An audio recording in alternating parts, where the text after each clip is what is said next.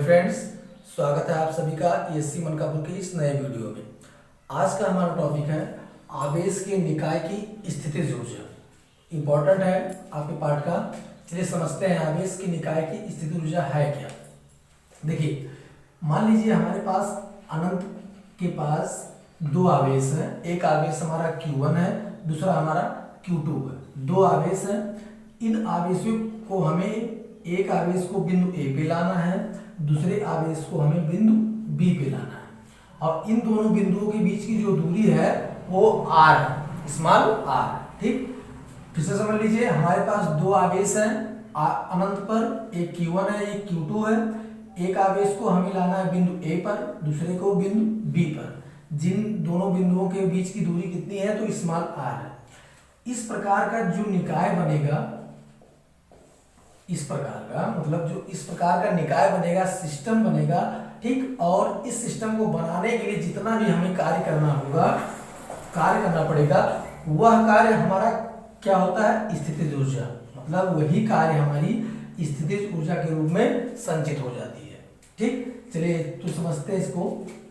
देखिए, चलिए मानिए अनंत है, एक आवेश Q है, Q1 है, एक Q2 है। ठीक, सबसे पहले चलिए पहली बात हम करते हैं, आवेश Q1 को अनंत से लाते हैं बिंदु A पर। तो लिखेंगे कि आवेश Q1 को अनंत से बिंदु A तक लाने में किया गया कार्य। ठीक, इससे पहले वाली वीडियो आप लोग देख चुके हैं। इससे पहले वाली वीडियो में मैंने बताया आपको कार्य के बराबर, कार्य किसके बराबर, तो कार्य बराबर होता है हमारा विभव गुणे आवेश के। ठीक, इसी से हमारा कार्य निकलेगा। पहले वाले बिंदु पे बात कर रहे हैं तो W1 हम लिखते हैं कार्य।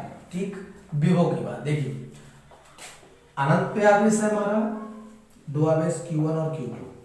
यहाँ पे हमारा मान लेते हैं बिंदु A है। अगर हम Q1 को लेके आते हैं तो इस पर तो पहले से कोई विभव उत्पन्न होगा नहीं। क्यों नहीं होगा? क्योंकि इस पर पहले से कोई किसी प्रकार का आवेश नहीं है, और आवेश नहीं है तो विभव भी उत्पन्न नहीं होगा। चलिए लिखते हैं हम कि बिंदु A पर विभव गुणे आवेश। ठीक, क्योंकि बिंदु A पर हम लिखे आ रहे हैं किसको, किस आवेश को, तो Q1 को।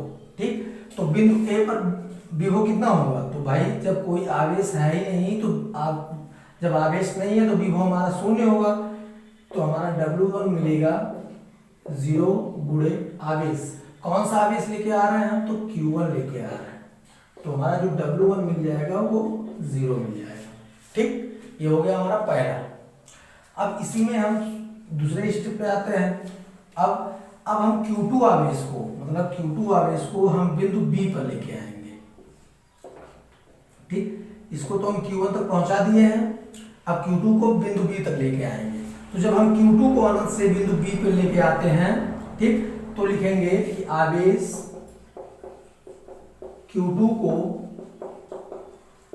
अनंत से बिंदु B तक लाने में किया गया कार्य, फिर वही काम, कार्य बराबर आपका विभव गुणे आवेश होता है, लेकिन यहाँ पे W2 होगा क्योंकि हम दूसरे आवेश की बात कर रहे हैं। ठीक, अब W2 किसके बराबर है, तो देखिए बिंदु B पर बात कर रहे हैं तो हम लिखेंगे कि बिंदु B पर विभव गुणे आवेश। ठीक, बिंदु B पर कितना विभव होगा, तो बिंदु B पर अगर विभव की बात करें तो क्या विभव शून्य होगा, तो शून्य नहीं होगा। इस पर बिंदु B पर विभव शून्य नहीं होगा। क्यों नहीं होगा, क्योंकि इससे पहले वाले बिंदु पर हमारा एक आवेश Q1 आ चुका है, और आवेश पहले से जब मौजूद है तो कुछ ना कुछ इस Q1 के कारण Q2 पर विभव उत्पन्न होगा। ठीक, इसके पहले वाली वीडियो में मैंने पढ़ाया था आपको बिंदु आवेश के कारण विभव। तो उसमें क्या था कि अगर हमारा कोई आवेश Q है, स्मॉल r दूरी पर रखा है किसी दूसरे परीक्षण आवेश से, तो इसके लिए हमारा विभव होता था B बराबर 1/4 पाई एप्सिलॉन 0 इंटू Q/R। ये होता था। अगर हम यहाँ पे Q2 के करंट ले रहे हैं, Q2 अब लिख सकते हैं इस पे हम कि W2 बराबर बिंदु B पर विभव किसके कारण है, तो लिख सकते हैं बिंदु आवेश Q1 के कारण, Q1 के कारण बिंदु B पर विभव गुणे आवेश। क्यों? क्योंकि जो Q2 पर बिंदु B पर विभव उत्पन्न हो रहा है वो Q1 के कारण ही उत्पन्न हो रहा है, ना कि इसके कारण। क्योंकि अभी तो हम Q2 को लेके आ रहे हैं, ठीक, लेकिन Q1 पहले से मौजूद है बिंदु A पर, इसलिए इसके कारण विभव इस बिंदु पर उत्पन्न होगा। ठीक, तो इस पर कितना विभव उत्पन्न होगा तो हम जानते हैं इसको पहले। तो हमारा होगा W2 इक्वल Q1 के कारण उत्पन्न अगर होगा तो हमारा होगा 1/4πε0 इंटू Q1/R, दूरी तो हमारी आ रही है, गुणे आवेश, किस आवेश को लेके आ रहा है तो हम Q2 आवेश को लेके आ रहे हैं। ठीक, अब हमें टोटल की बात करें, टोटल कितना मिलेगा तो देखिए हमें यहाँ से W2 मिल जाएगा 1/4πε0 इंटू Q1/R, ये हमारा W2 हो गया। ठीक, अब जो निकाय हम बना रहे थे वो निकाय हमें मिल चुका है, क्योंकि हमने सबसे पहले बात किया था कि हमें इस प्रकार का निकाय चाहिए कि दो आवेश r दूरी पर रखे हो, ऐसे सिस्टम की। अब हमें ऐसा सिस्टम हमारा मिल चुका है। अब अगर इस पूरे निकाय को बनाने के लिए कार्य कितना किया गया इसकी बात की जाए, ठीक, तो लिखेंगे हम,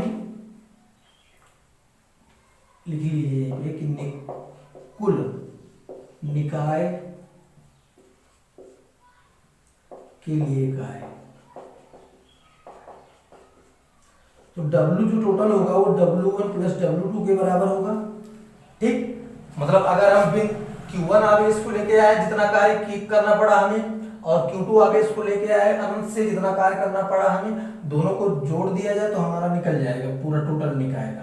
ठीक, तो हम W बराबर लिखेंगे, W1 तो हमारा 0 आएगा, कोई दिक्कत नहीं। W2 हमारा कितना है तो हमें W मिल जाएगा 1/4πε0 Q1 Q2/R। ठीक, ये आपका पूरे मतलब इस सिस्टम की क्या है, कार्य है। और कार्य इससे पहले मैंने बताया शुरू में कि यही कार्य क्या कहलाता है, स्थितिज ऊर्जा के रूप में संचित हो जाता है। तो हम यहाँ लिख सकते हैं कि U बराबर 1/4πε0 इंटू Q1 Q2/R। ठीक, ये हमारा स्थितिज ऊर्जा है। ठीक, तो जितना हमें कार्य करना पड़ा उतना ये हमारे स्थितिज ऊर्जा है। ठीक, तो ये टॉपिक आपके लिए बहुत ही इंपॉर्टेंट है, नोट कर लीजिए इसको। और उम्मीद है हमें कि आप लोग इसे बहुत अच्छे से समझ चुके होंगे। अगर आपको पसंद आया हो तो लाइक कीजिए और वीडियो को शेयर कीजिए, और चैनल पे अगर नए हो तो सब्सक्राइब कर लीजिए। Thank you.